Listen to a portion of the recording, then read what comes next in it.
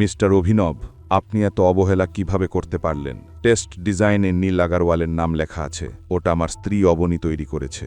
ও sorry sir, আমার এই ব্যাপারে কোনো ধারণা ছিল না।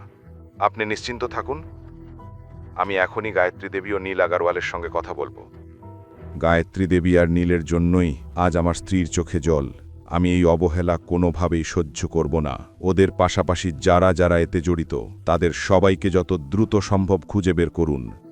জি স্যার, চিন্তা করবেন না, এরা কেউই আর বাঁচবে না। ঠিক তাই হওয়া উচিত। এখন কি করতে হবে আমি আপনাকে কাল সকালে ফোন করে জানাবো। জি স্যার। এই কথা শুনে গৌতম ফোন কেটে দেয় আর জানালার বাইরে তাকিয়ে থাকে রাগে ফুঁসতে ফুঁসতে। তার চোখে তখন আগুনের প্রতিশোধের আগুন জ্বলছিল। গায়ত্রী দেবী, এখন দেখো আমি কি করি। এখন আর সহ্য হবে না তোমার ইচ্ছে মতো চলা। অবনীর চোখে যে জল এসেছে তার দাম তোমাকে দিতেই হবে। দেখতে দেখতে রাত হয়ে গিয়েছিল। খাওয়া দাওয়া করে গীতার অনিল তাড়াতাড়ি ঘুমিয়ে পড়েছিল, কিন্তু অবনীর চোখে তখনও ঘুমের নামগন্ধ ছিল না। গৌতমও তাকে অস্থির দেখে ঘুমোতে পারছিল না। কষ্টে সষ্টে রাত কাটানোর পর সকালে গৌতম অবনীকে অফিসে নামিয়ে দিয়ে চলে গেল। এর আগেও গৌতম বহুবার অবনীকে আগরওয়াল গ্রুপে নামিয়ে দিয়েছে, কিন্তু আজ তার আসার কারণটা ছিল অন্য। সকালে ঘুম থেকে উঠেই সে অভিনবকে পুরো পরিকল্পনা বুঝিয়ে দিয়েছিল, যে পরিকল্পনা অনুযায়ী আজ আগরওয়াল গ্রুপে সব কিছু ঘটতে যাচ্ছিল। অফিসে এসে গৌতম গাড়িটা পার্কিংয়ে রাখল আর একদৃষ্টে বিল্ডিংটার দিকে লাকিয়ে রইল। অবনী তখন পার্কিংয়ের পাশে রাখা একটা টেবিলের দিকে গেল, যেখানে 40-45 বছরের এক বুড়ো বসেছিল। এর আগেই গৌতম গাড়ি থেকে নেমে অবনীর কাছে যেতে পারত। তার ফোন বেজে উঠল। স্ক্রিনে অভিনব গুপ্তার নাম দেখে সে কল রিসিভ করল আর অবনীর দিকে তাকিয়ে রইল। স্যার, অফিস পৌঁছে গেছি। আপনার বলা নাটক শুরু হতে আর বেশি দেরি নেই। অভিনব, খেয়াল রেখো কারো যেন আমার উপর সন্দেহ না হয়।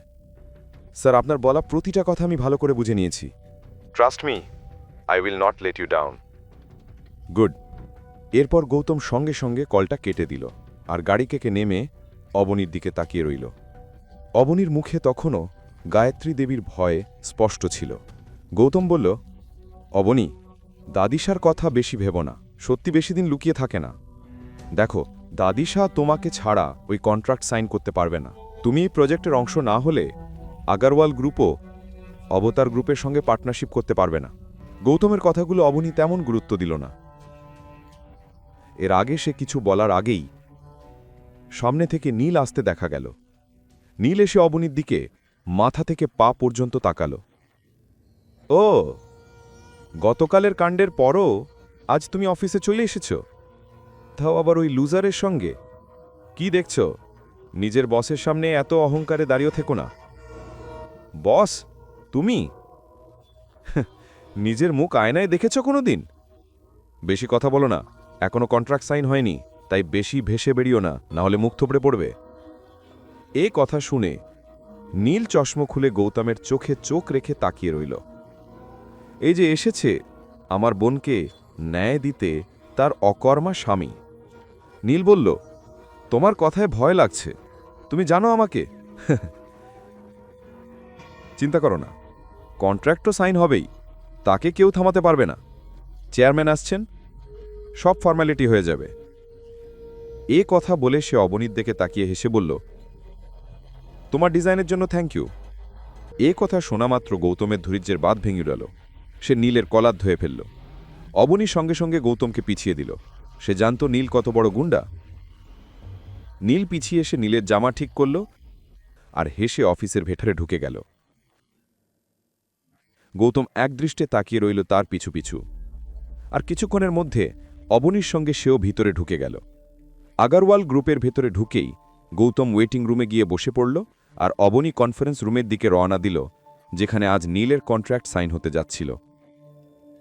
কন্ট্রাক্ট সাইন হওয়ার আনন্দ গায়ত্রী দেবীর মুখে স্পষ্ট দেখা যাচ্ছিল। কনফারেন্স রুমে ঢুকেই অবনী দেখল গায়ত্রী দেবী আর নীল তার ডিজাইনটা টেবিলের ওপর রেখে অভিনব গুপ্তার জন্য অপেক্ষা করছে। টেবিলের চারপাশে অফিসের আরও অনেকে বসেছিল, কিন্তু আজ অবনীকে বসার অনুমতিও দেওয়া হয়নি। সে চুপচাপ এক কোণে গিয়ে দাঁড়িয়ে রইল। পরের কাহিনী জানতে দেখতে থাকুন পরবর্তী এপিসোডগুলো শুধুমাত্র পকেট এফএম ইউটিউব চ্যানেলে। আর রয়্যাল ওয়ারিশের সব এপিসোড শুনতে এখনই ডাউনলোড করুন পকেট এফএম অ্যাপ, লিংক দেওয়া আছে ডিসক্রিপশনে।